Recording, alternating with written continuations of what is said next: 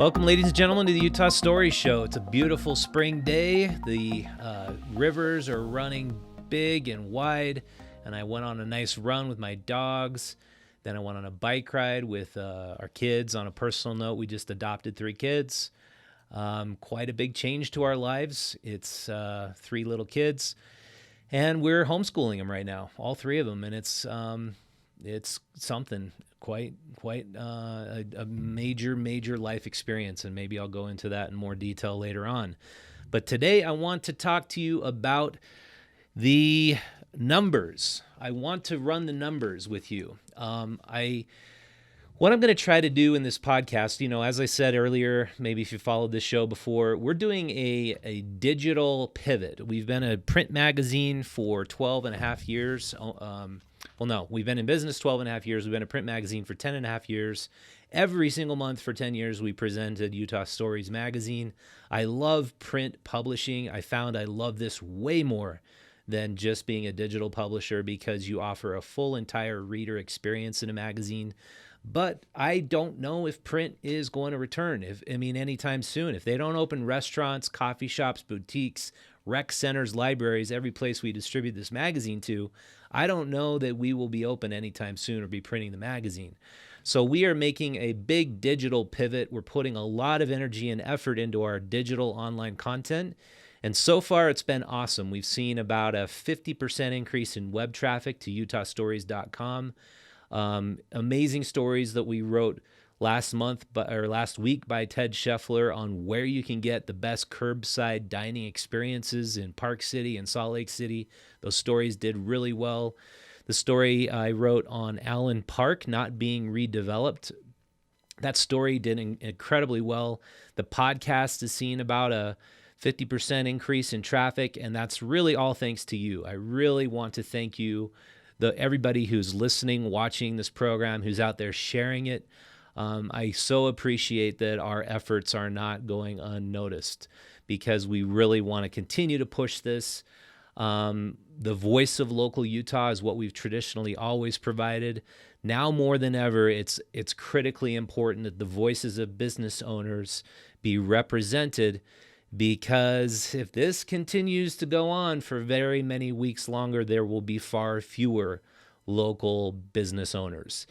I happen to be in a small business program. It's called the Goldman Sachs 10,000 Small Business Program. We are in a cohort of 40 small businesses. I would say about a third are in the same boat that I'm in, where I've just lost about 95% of my billings because my major number one product we're not able to produce. And these other business owners, we were on a call yesterday. One of them has an employee in his 20s, and she's running a retail outfit, and that guy just doesn't want to come to work anymore. And he thinks that he should be paid through the government assistance that she should be getting and not have to come to work at the same time and collect unemployment benefits, because he sees this as a giant opportunity to not have to work. And we were all in consensus that she needs to fire this person, get rid of him quickly. Anybody who has a job right now should feel lucky. But unfortunately, there are people out there who, whenever you put a big, giant government carrot out there, they're going to try to grab it as quickly as possible and eat from that government carrot. Those people need to stay home. They shouldn't be working in the first place. They're not mature enough. They don't understand the value of hard work. So if you have people like that working for you, let them go. Absolutely. But anyway, back to the Goldman Sachs program. About a third of the businesses are in the same boat. I don't have a business because we're not bringing in revenue. I can still create content, which I love to do. I can still see traffic increases, but unless I can monetize the content, we don't really have a business. But luckily, I have created other sources of revenue over the years. I've invested in rental properties. My family background, both my grandpa and my dad, is real estate. I started investing in real estate when I was 19, and so we're going to be just fine. And I've always been a saver. I've always loved collecting my change and keeping my change when my mom would give me dimes to do chores. I've always been a big saver. I just like saving money. I'm just that way. And so we'll be okay. I just feel so sorry for all the small businesses out there, especially the bars and restaurants who are so struggling right now because the government has just absolutely removed their ability to make a living. And now they're told, oh, just don't worry about it. The federal government is going to give you all the money you need. I don't trust the federal government, and I'm going to have a whole episode about why I distrust the federal government. After this episode, we'll be releasing it after it. It's all about inflation, but I cannot trust the federal government. I'm sorry. And I don't think a lot of small business owners can or want to trust the federal government for their paycheck or to maintain their viability as a business. And so when we're told that, it's just like not in our DNA to say, oh yeah, we're going to just trust the federal government. It's just not going to happen. I listened to Dave Ramsey. I think he's a very wise person when it comes to how to operate a business. He's saying don't take any of the small business loans. Don't take IDL, the Emergency Disaster Relief Fund, IDLF, I guess is the acronym. And don't count on the PPP either, because they have not clearly established the rules by which you are going to have to repay it or not have to repay it. And when the rules aren't clear, what do you think government is going to do when you are on the hook? They're probably going to change the rules. They're going to put the rules in their favor. And so I just, as a small business owner and to other small business owners who might be watching this, how do you feel about it? I mean, do you feel like you can trust this PPP program? Do you feel like you can trust this Emergency Disaster Relief Fund? I just don't want to be on the hook to the federal government. But I'd like to hear from you. I'd like to hear your thoughts on it because it's just my natural reaction. So we are going to be talking to a leader in the food truck scene today, a restaurant owner who was seeing enormous success in his business right before this corona outbreak happened. He is the owner of Yoshis. His name is Eddee Johanson. He owned for a long time Yoshis up in, I believe it's Murray. It's right off of 9th East, I believe, and about 60th South.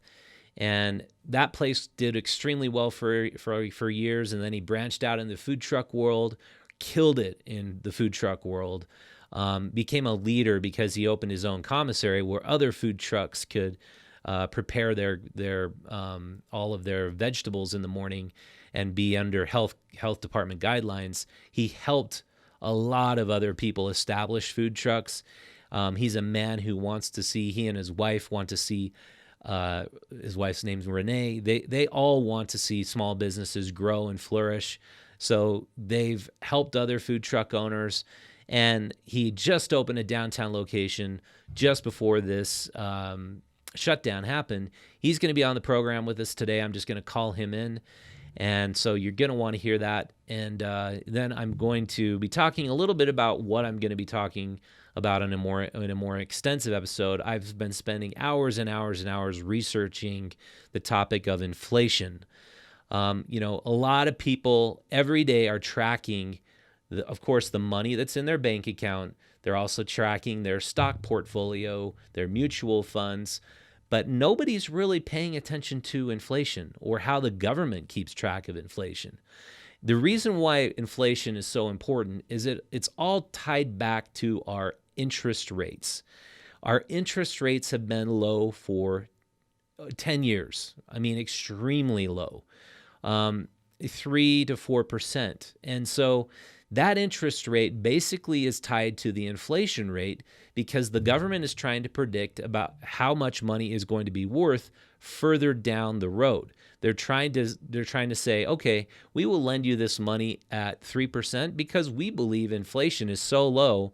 That is all we need to charge you to carry this loan because money is keeping its value so well.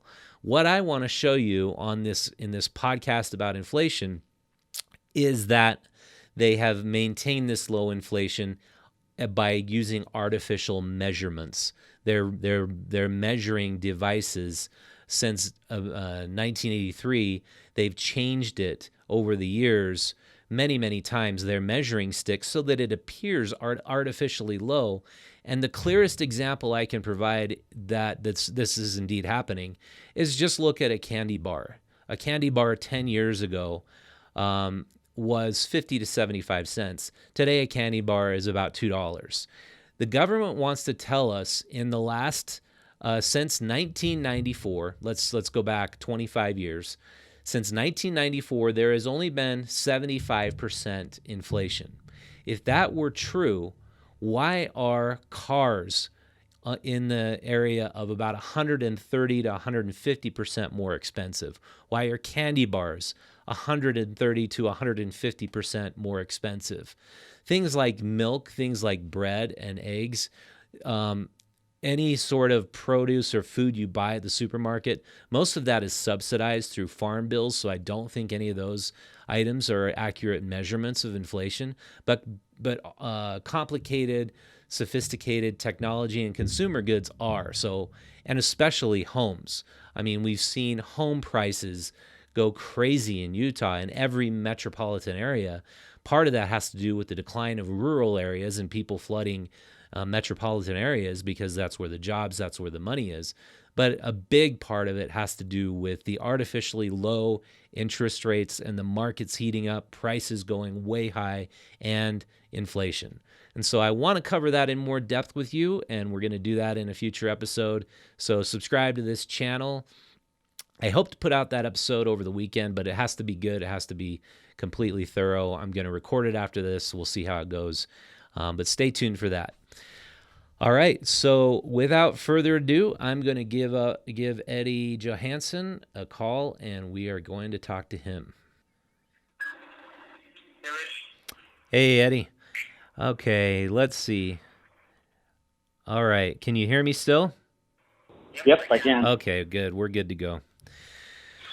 All right, sweet. So, can you give me and our listeners just a little bit of background about your business? How did you get it started, and how long you've been in business? We started in March of 2002. I started with a capital partner as just a way to bring a new cuisine to Utah. Mm-hmm. Since then, we've obviously grown into, or not, maybe not obviously, but we've grown into food trucks. That actually stemmed from our work at the University of Utah, as well as the Arts Festival and different kind of events and festivals we were doing. We found a need to build a food truck, and then food trucks got popular, so we built two. And then we just opened our second restaurant. Perfect timing. Downtown. Yeah. Yeah. So are your food trucks right now still operational?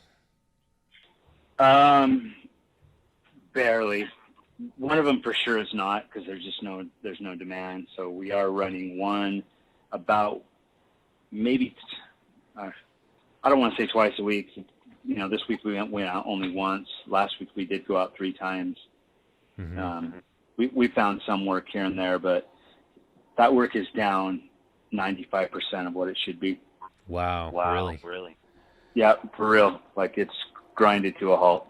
Wow. So people are just afraid to go to food trucks, or what's up with that, do you think? Well, I mean, a lot of events got canceled. Things like Night Lights, or even the Arts Festival has been canceled. Pride's been rescheduled. Events where there would be a lot of people grouped together, the Galvin Center, Daybreak, all the roundups that we used to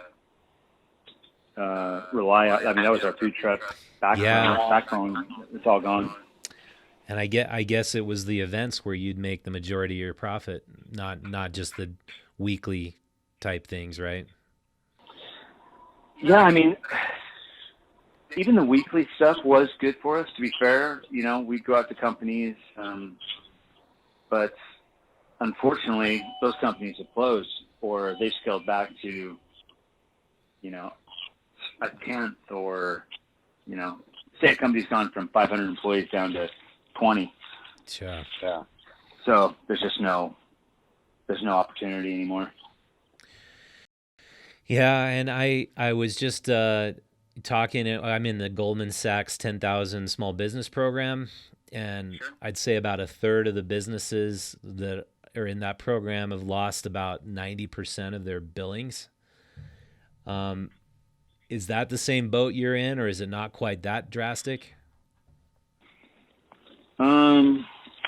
If I looked overall, it wouldn't be fair to say it's 90%. Like the food trucks, if I group it all together, we're probably down maybe 75%. I guess the only thing that's keeping me going right now is my Murray location is still cranking along. I think just because it has so much tenure there, the community support's been pretty rad, so we're able to kind of keep moving along with that, but it still hurts. Yeah, that's cool. The communities come out for you, though. That's our major call to action is people got to keep ordering food. I mean, I feel like the social fabric of the cities is made up of restaurants more than anything else, but bars and restaurants, and you guys put yourselves out there and make awesome food for people, and without restaurants, I don't know what communities would consist of. So I don't know either. I mean, I think that's the part. I think there's a lot of industries that are hurting right now, for sure, without question. Hair salons can't operate, nail salons, tattoo parlors. There's all kinds of industries that they absolutely can't operate, where restaurants, at least we can operate on some level, but I mean, eating is it's so emotional, and it is a part of what we do and what we become as people, as a community. There's no question about it. Yeah.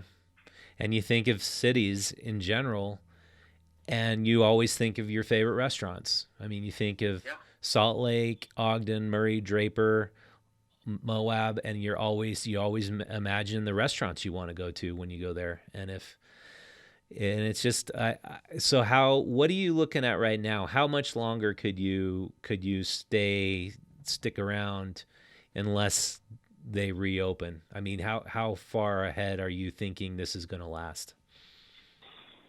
I guess that's two questions, but I think it's gonna. I don't think we'll be back to operations before June. Personally, I don't know. That's what the signs are telling me right now. Yeah, April and May. Yeah, I mean that might be a little conservative, but I feel like I'm not planning anything through June.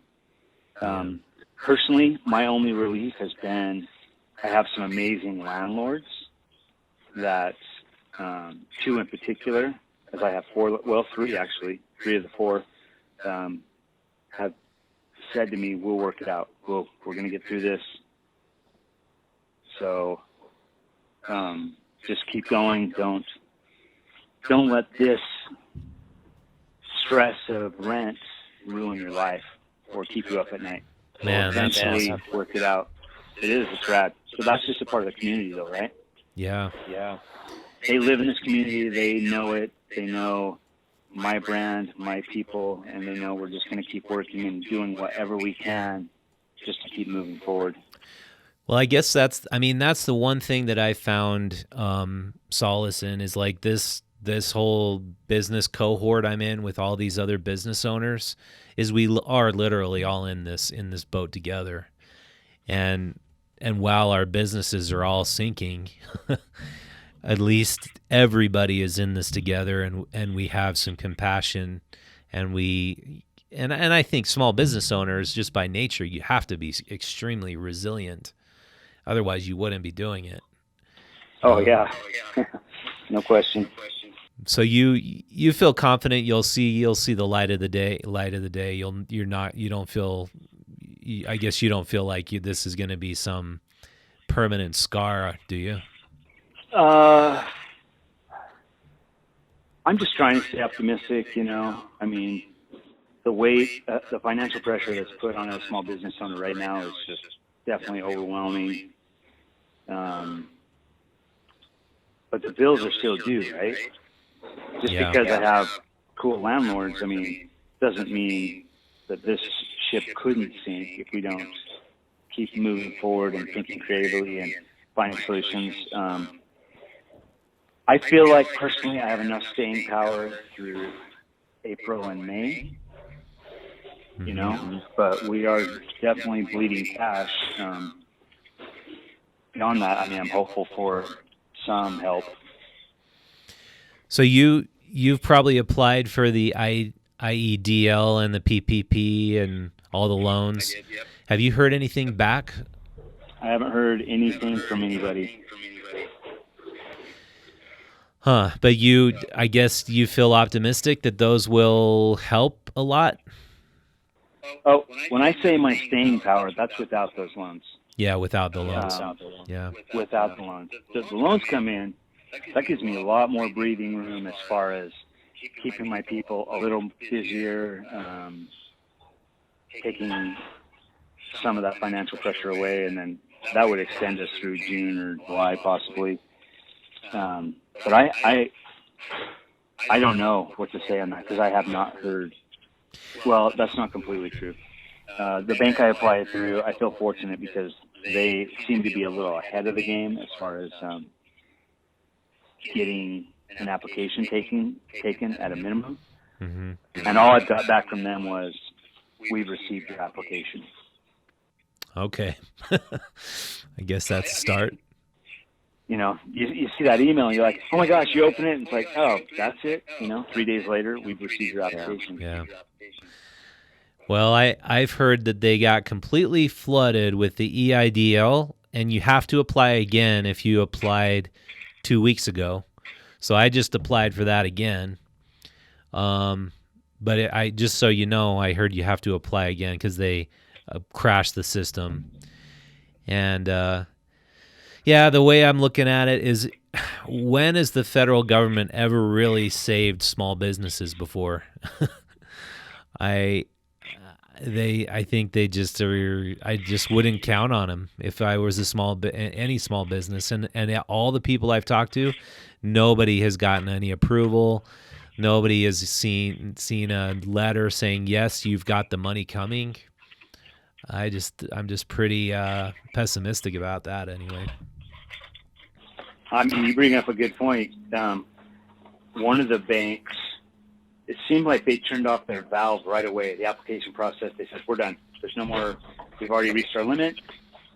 But I quietly wondered, I'm like, are they just lending money to like their big partners that are even, I mean, 500 employees or less, 500 employees, 300 employees, 400, that's a pretty good sized company. I don't know if I can consider that a small business.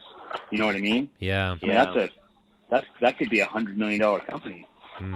So I just wonder if they used all their capital, thinking kind of on your lines as, did the big banks go protect big business? Call it small business, call it whatever you want, but it still, to me, it's big business. I got 20 employees. Yeah. Yeah, that's a good point. And we know the first people to get the $250 billion bailout are the airline industries, Boeing and all the airliners.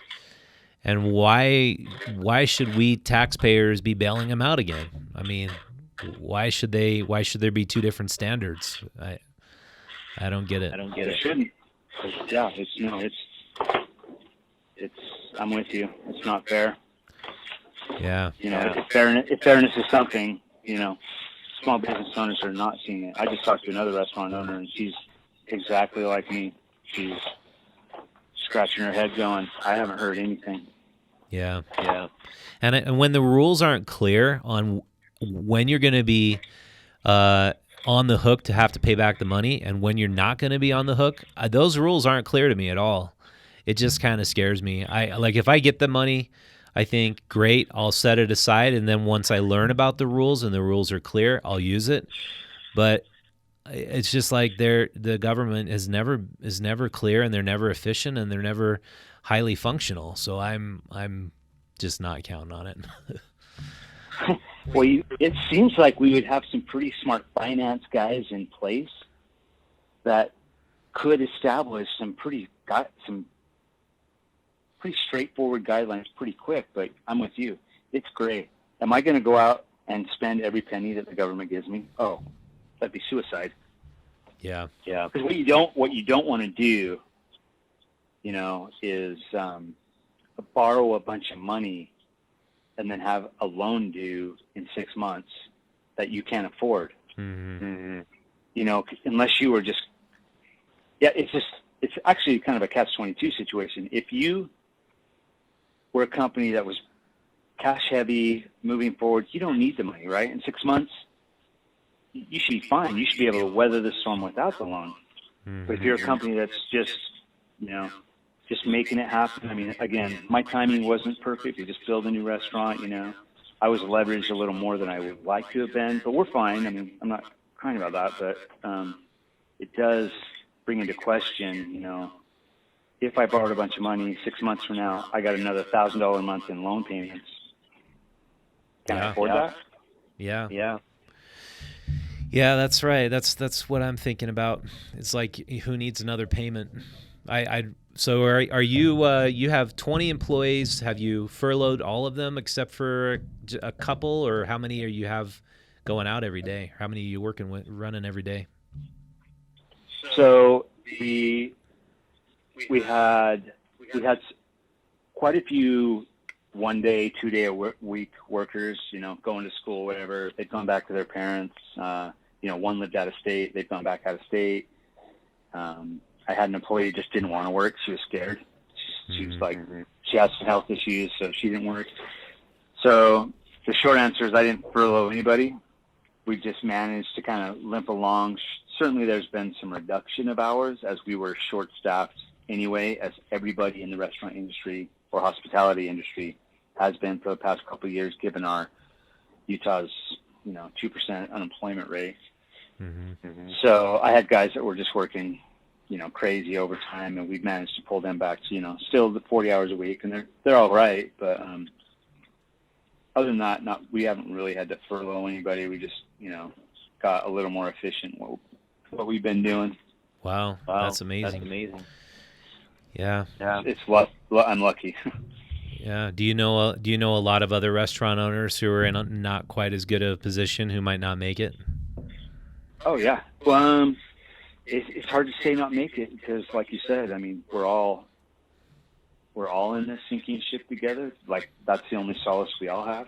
But there's guys that have shuttered their doors, and what are they going to do? Yeah.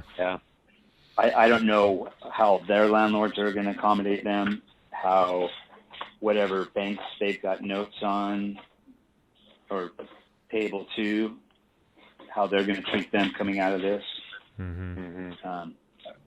I obviously in the food truck world, there's a lot of guys that they don't know what to do. Yeah, I think you're lucky when you and I are lucky when you've got 10 plus years under your belt. You know how to weather storms, you know how to run lean, but when you've just started, it's got to be extremely difficult to face this right off the bat. When you come into a market, say 2 years ago, building a food truck where it's just gangbusters, you just go out and it's really successful. It's happening. For me and you coming through the recession, I knew how to be lean already. So I was able to lean on that skill set. But these other guys just come in like, well, wait, where's all the work? It's gone. Well, what do I do? I don't know. What do you do? Yeah. It's one of those things you feel if you've come through this before, you feel stronger going into this one. But man, with almost 10 million unemployed in the United States right now, I think this might actually be worse than the last one. It's worse. It's more like 17 million, isn't it? Is it 17 million? I guess that's an old figure. Yeah, it's 17. And it's the worst jobs report Utah has ever filed with the unemployment rate. Yeah, and I'm just kind of wondering, why don't we apply the Costco model to restaurants? Costco is open. They've come up with a really great system of social distancing, of maintaining sanitary conditions. Do you think something like that should apply? Do you think our mayors should just say, hey, let's let only 3 customers go into a restaurant at a time, and then when those 3 leave, replace them with another 3? Or do you feel like this lockdown's justified?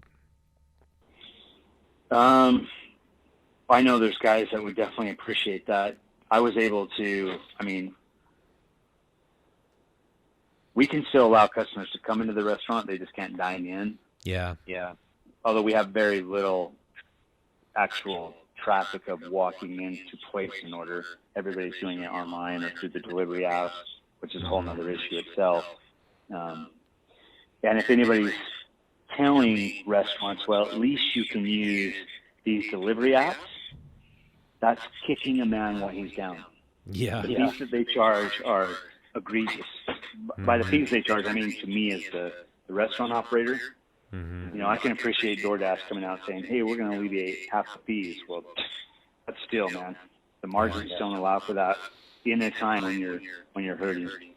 So should a restaurant say, like, Copper Onion be able to set out 10 tables instead of 40 and accommodate social distancing guidelines? I kind of don't see why not. Yeah. Masks on the servers. They're already practicing good hand washing and good hygiene. It seems like a reasonable course of action. Yeah. Yeah, and the hypocrisy of having liquor stores open, which are, according to the government, essential, but not having people who distribute liquor in restaurants or bars not open because they're not essential, that starts to feel like a violation of civil liberties to me. It really bothers me. I hadn't thought about that, but that almost is. It's like the government saying, "Well, we got to keep some of our coffers open." Yeah, we need that liquor money, so that's got to be essential. Yeah. Even in a state that's so obviously biased with the liquor laws, or I don't know how you want to say it, but it's almost like, what are your standards? Yeah, it bothers me. I just got to thinking about that yesterday, and I want to have a little call out to our Salt Lake County mayor and Salt Lake City mayor, and I want to tell them, your liquor stores are open because they're essential. How essential are restaurants and bars to our community? Really, like the entire social fabric of our communities depends on bars and restaurants. They're just as essential as your state liquor stores. You need to open them up. You need to open them with social distancing and the same rules Costco's put in place, the same rules the liquor stores have put in place. I think the numbers have been always beating the models. I mean, we're killing it in terms of, and no disgrace to anybody who's had a family member get sick from coronavirus, but in Utah, we are not able to come up with anywhere near enough people to even fulfill the number of tests they've been able to produce. That's the biggest problem now I'm reading about.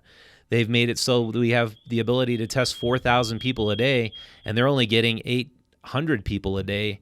And they're saying, what the heck? Why isn't everybody coming in and getting tested? It's because we don't have the infection rates they thought that we would have.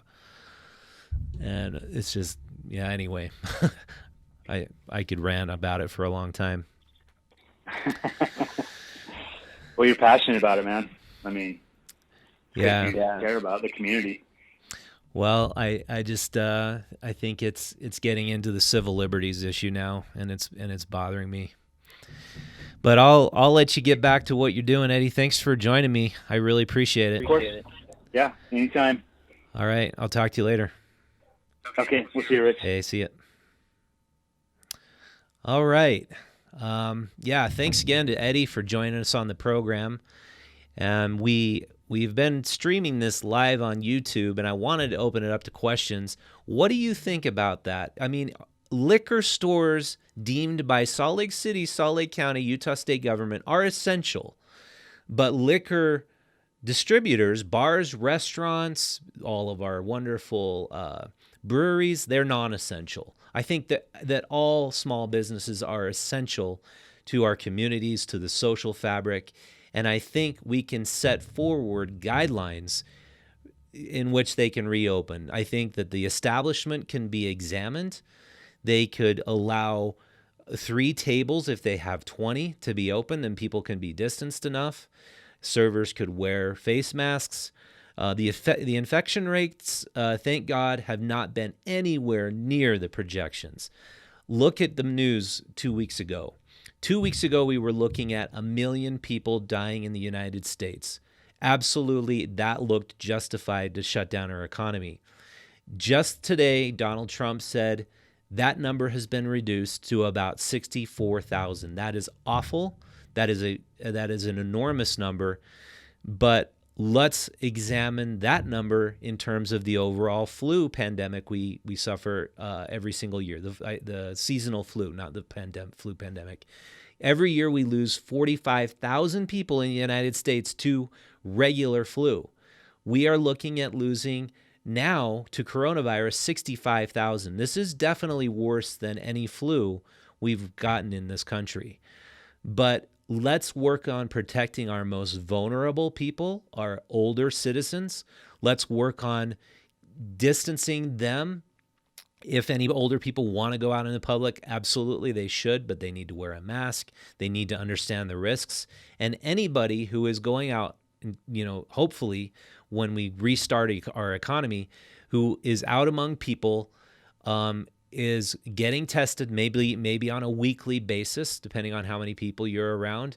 And let's just keep people getting tested. Let's keep this under wraps. Let's prevent a second wave, but let's get our economy restarted. Mayor Jenny Wilson, Mayor Erin Mendenhall, absolutely, small businesses are essential to our communities. They need to reopen. You just heard from Eddee Johanson. We can do better than this. That we can do better than letting so many small businesses suffer and die like they're doing, like what's happening right now. And so, tell me if you think I'm wrong. I'd love to hear from you. We've got plenty of comments. One person thought my reporting a couple weeks ago was irresponsible because we are looking for the truth here at Utah Stories. We are diligently seeking the numbers and how they should apply to our lives, what actions we really need to take. And I'm going to do a deep dive into the issue of the greater economy, what the ramifications of a 20+% unemployment rate are going to look like 3 to 6 months to 1 year down the road. Just based on doing research over the last 4 days, I've put in about 40 hours of research to produce a 1-hour podcast, which I'm going to be airing likely on Monday morning. So I hope you'll subscribe to the Utah Stories podcast and listen to that. It's a deep dive into the subject of inflation. And again, I thank Eddee Johanson so much for coming on the program. And I want to tell you now about our amazing sponsors. The Utah Stories Show is brought to you by Canyon Meadows Grass-Fed Beef. Located in eastern Utah in the beautiful Altamont pastures are some extremely happy cows who I've personally met. These cows are so happy because their entire lives they're fed on pastures, where their ranchers are practicing regenerative agriculture, and the pastures get bigger and more lush, more dense every single year because they do that. I don't know if you've tasted the difference between factory farm beef and pasture-raised beef, but you absolutely need to taste it. Give Canyon Meadows a try. Visit their website and choose your own package of steaks, ribs, ground beef, and roasts. I personally use Canyon Meadows meat as my supplier for all my backyard barbecues for 3 years now. If you follow us on Instagram, I always show you how amazing and tender their meat is, and I'm never going back to factory farm meat. I'm constantly blown away by their tender and delicious meat. So visit their site right now. That would help us out a lot. cmrbeef.com. Always fresh, always natural, always delicious. The show is also brought to you by Sherry Griffith River Expeditions in Moab. I went on a river rafting trip with Sherry Griffith 2 years ago, and it was amazing. If you go type in utahstories.com, Yampa River, I write all about how incredible that wild and scenic river is. I went with a bunch of BLM folks, and I wrote a really fun story about it. Go check them out for your next trip in the Canyonlands and Arches National Park area, as well as the Yampa River. They have stand-up paddleboarding trips. They have kayaking trips, whitewater rafting trips. I highly suggest you check them out at griffithexp.com. Griffith with 2 F's, exp.com. And I would say it's also brought to you by our Made in Utah Brewers Fest, but we have decided we need to postpone it. We will be having an amazing, giant craft beer festival in downtown Salt Lake City, very likely at the Gateway, but it's looking like it's going to be July. Still, we have sold all the tickets. You hang on to your ticket. We are still going to continue to sell tickets. We are asking right now all the breweries if they want to have it the first week in July or perhaps a little bit sooner. We're going to hear back from them, and we're going to let you know the dates. Your tickets will still be applicable to whatever date we choose. And so you can still go out and buy your ticket, reserve your spot. The tickets totally sold out last year, so that's why I'm telling you about it right now. And all the money goes back into helping us produce this show and provide content in Utah Stories magazine. People have been asking where our April issue is. I got now 3 phone calls in the last 3 days. April will not be out. We will not be producing an April issue of the magazine. We have an amazing April issue all about health and wellness and building your immunity, taking charge of your health. That will be coming out in May, hopefully. If restaurants reopen, you will see this magazine again in all of our regular locations, 700 locations statewide in Utah. If you'd like to know about advertising in Utah Stories, whether on this podcast or in this magazine, go visit us at utahstories.com. Click on the advertising tab or email me richard@utahstories.com. Follow us on YouTube. Subscribe to us on YouTube. Follow us on Instagram, Twitter. We're not doing a lot of Facebook anymore. Also, subscribe to our digital newsletter. That's the last call out I have for you. Facebook has disallowed us from promoting our posts. So now more than ever, we would love it if you would subscribe to our digital newsletters on utahstories.com, which will give you all the awesome news and information you need to survive in Utah, delivered right to your inbox every single week. We will send you one email, but you need to open that email. It's no good if you don't open it. We have about a 30% open rate right now. That's if you don't open it for about 5 weeks, we're going to just take you off. So you actually have to open it. But it's fun to produce, and that's really what we're doing right now. All digital content. We are doing a massive digital pivot, and I'd love to have more of you join us on utahstories.com. Subscribe to our newsletter, and that's about it. Thank you so much, Tyler, for coming in today. Connie is the producer. She's still producing our show. We're all working from home. This is the only day every week I'm coming into the office. It's crazy. I'm sure you're all having a wonderful time staying home, but get out, enjoy the weather. Nature is still open.